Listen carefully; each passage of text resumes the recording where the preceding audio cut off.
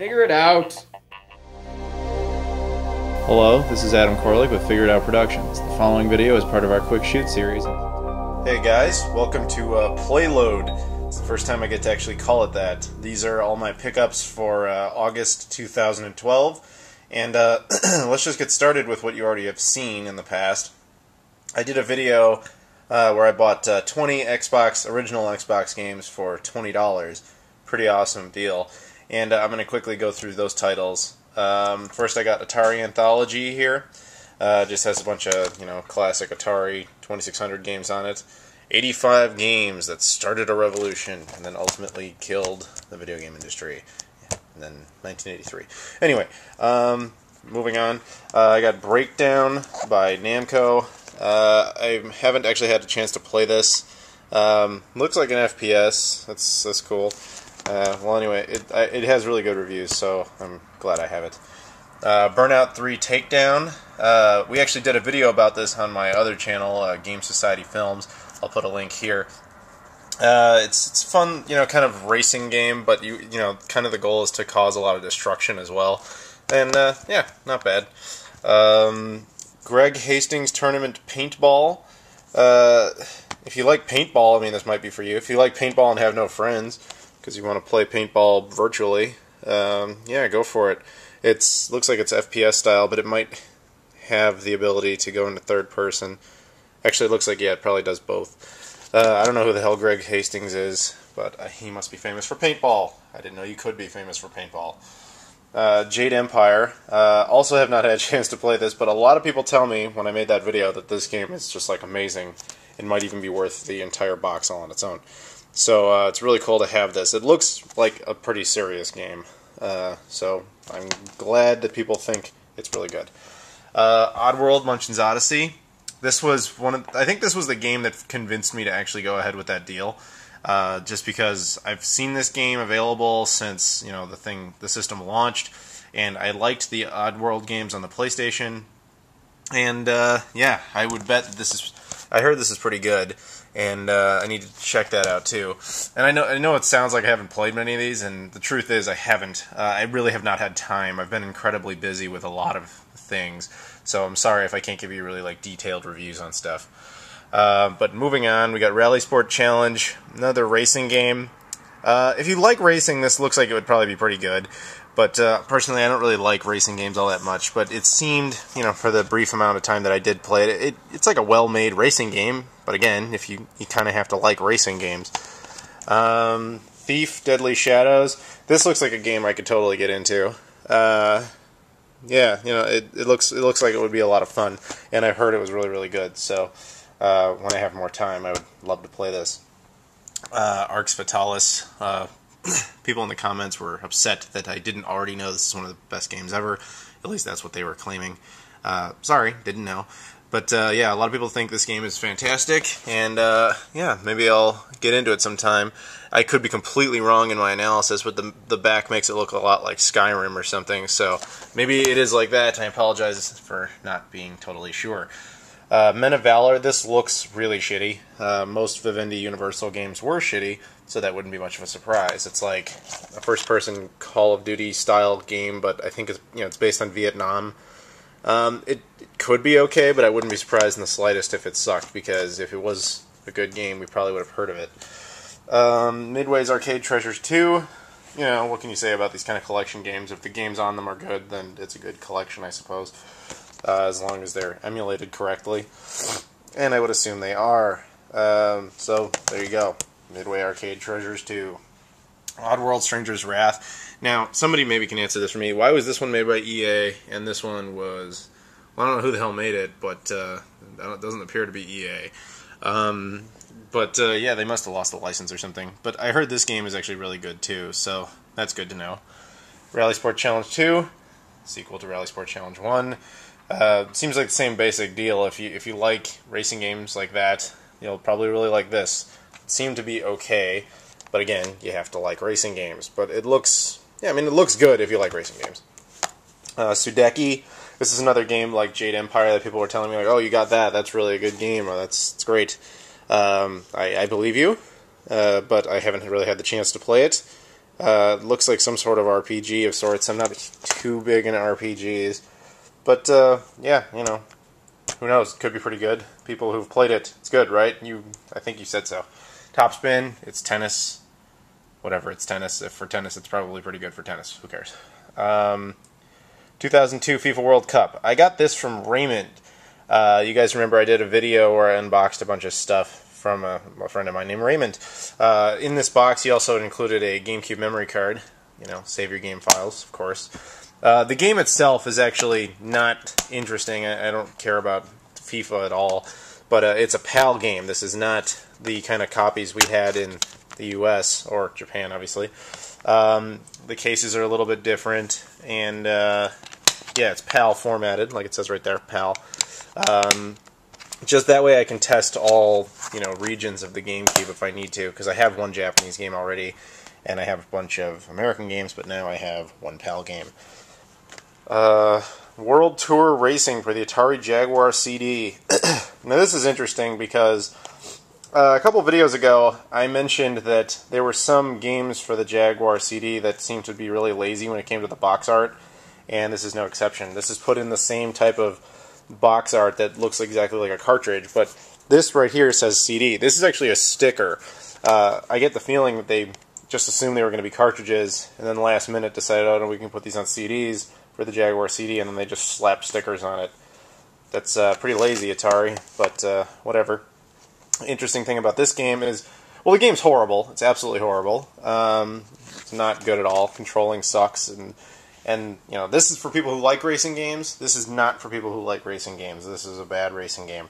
But it is the last Atari Jaguar CD game for me. I have them all. I have now a complete collection of all Atari Jaguar CD games, as if anyone needed to actually do that.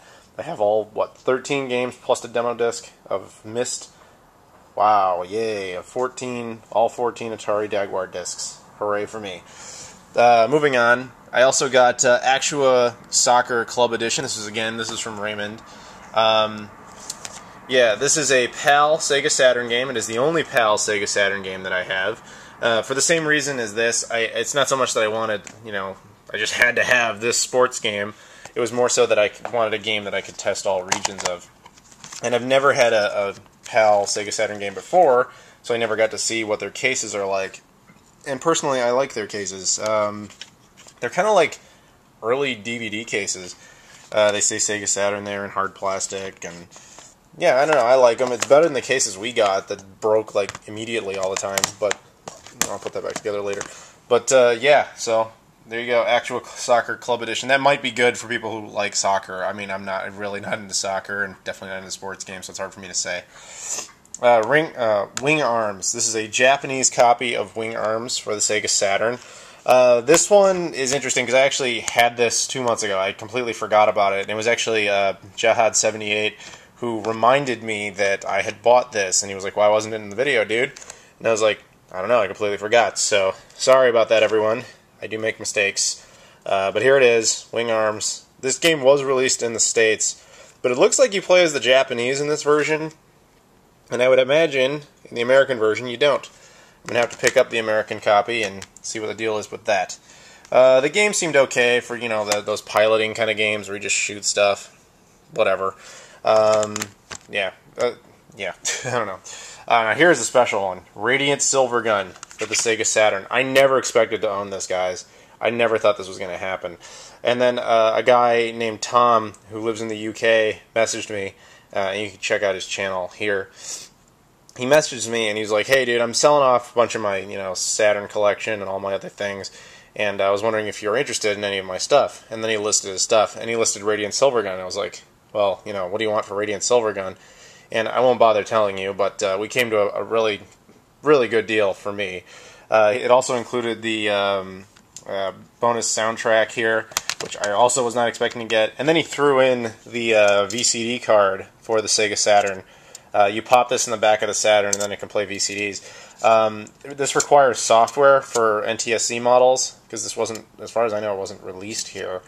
So I haven't actually been able to get this to work, but I have multiple Saturns, so I'm sure I could actually take the time to do that, except I don't even really have any VCDs, so not much of a point. This is just kind of a cool little thing to get. But Radiant Silvergun, this is a really good game for the Sega Saturn. This is the first in that series. There's this one and there's Ikaruga, and both made by Treasure. These are really, really good shmups, and I'm really, really happy to have this now, because I never really thought I'd get my hands on this, because this is usually a very, very expensive game. And you know, shout out to Tom again. Thank you for making that deal with me, dude. Then I got over here, I found this locally, King of Fighters Best Collection. The box has seen better days, I'm afraid. But it was a good price, and it comes with King of Fighters 95, 96, 97, and it also comes with, there's like a RAM cartridge. It's, I think, where is it? If I can get it out of there. King of Fighters, sorry guys, can't get it up that easily. Okay. King of Fighters 95, right there. Wow, come on, get out of the box. Okay, sorry about that, everybody. King of Fighters 95 required this RAM cartridge in order to actually work, which is kind of weird. That was something I never really understood about the Saturn, like why so many games required these like special cartridges to work. But you know, if that's what it takes, that's what it takes. I like the King of Fighters games. I really wish they had given us King of Fighters 2003 on the Dreamcast. I feel like since that was the last 2D one, they really kind of should have given us that, but they didn't, and that sucks. I also found at the same store that I got this, I found K1, the King of Kings, Fighting Illusion.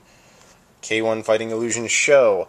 It looks like a kickboxing game with just a bunch of people, you know. And as I recall, the game it played okay. I mean, if you like kickboxing, I'm not really into kickboxing too much, but when you find local Japanese Sega Saturn games that don't cost much, you kind of go for it.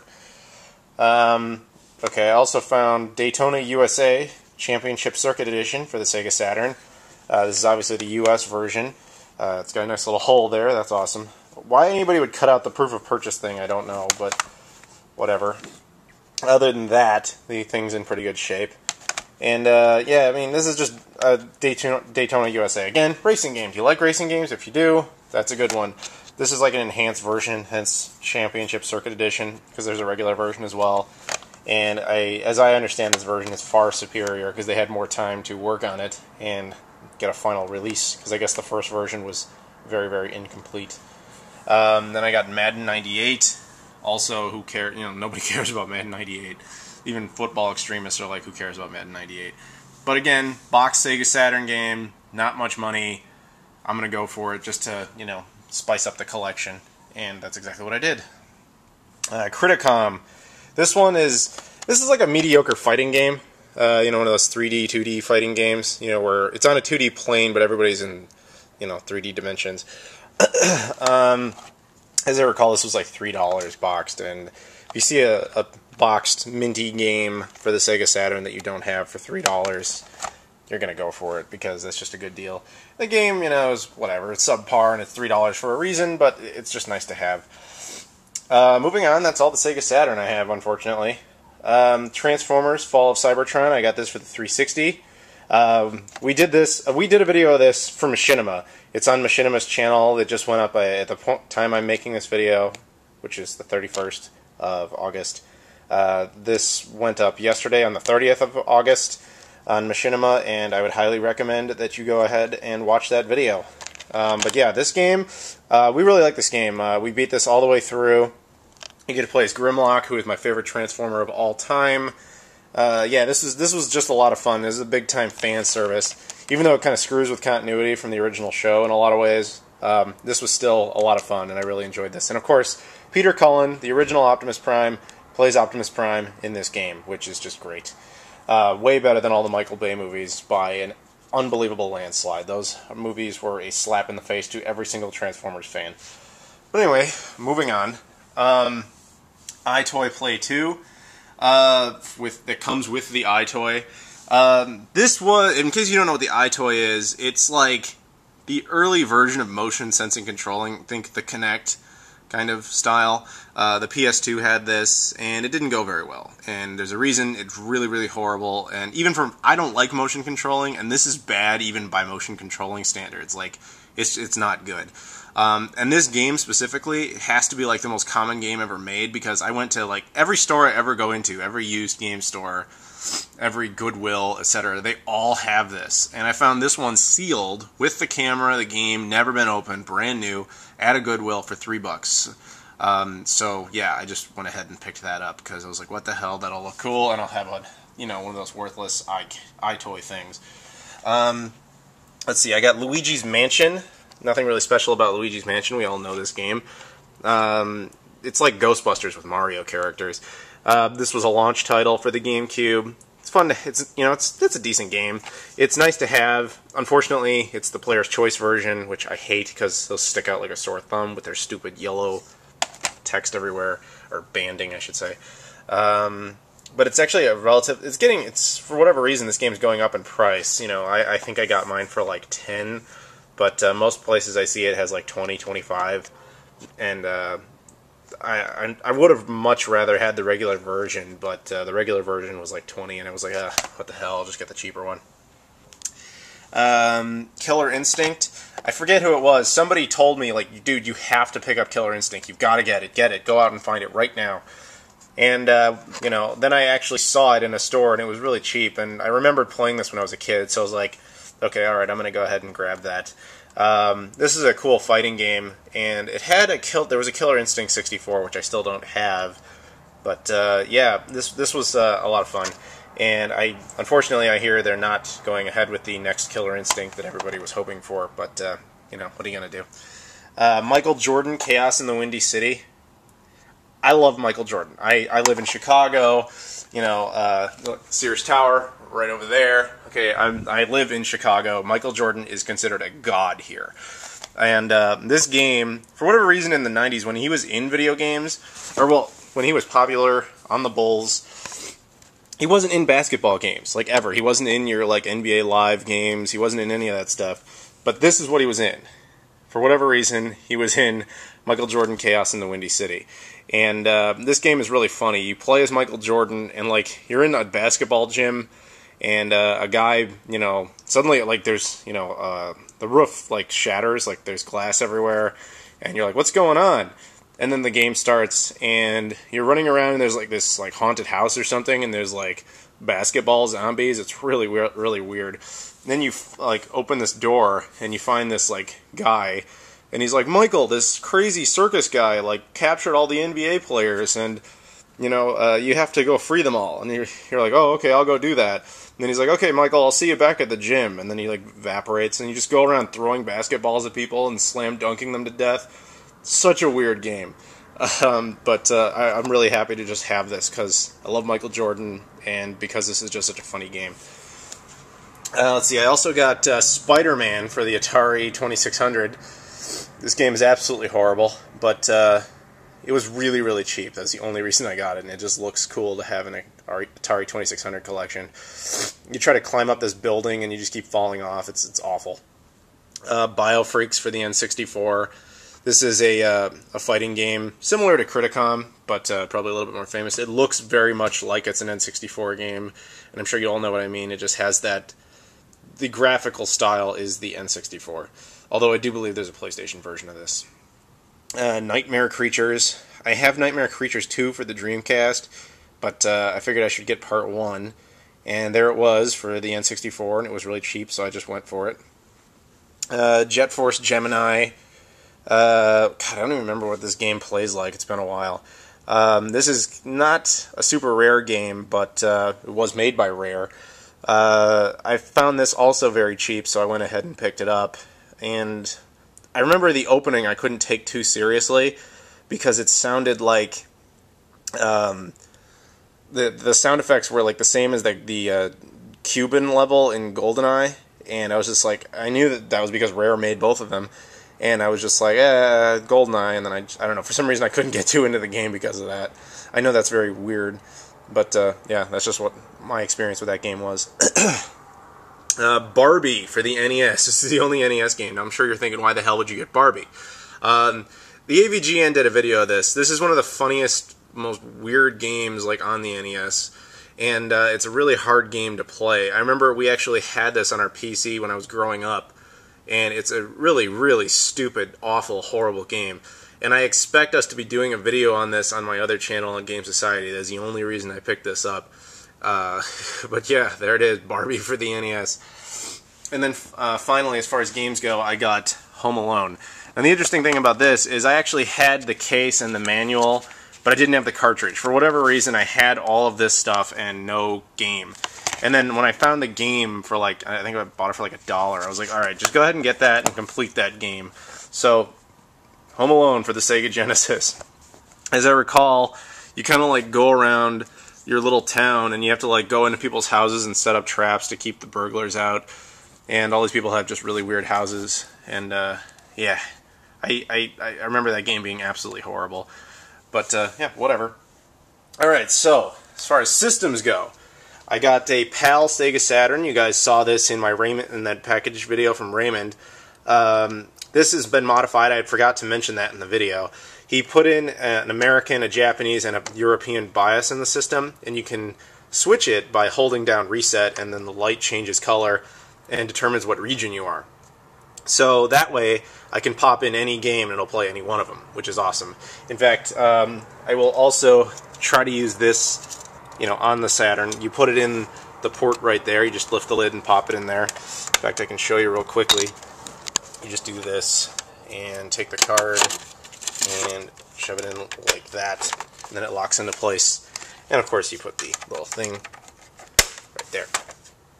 Yeah, so in theory, in PAL mode, it should just play VCDs, but I don't have any VCDs to test anyway, so it doesn't really matter.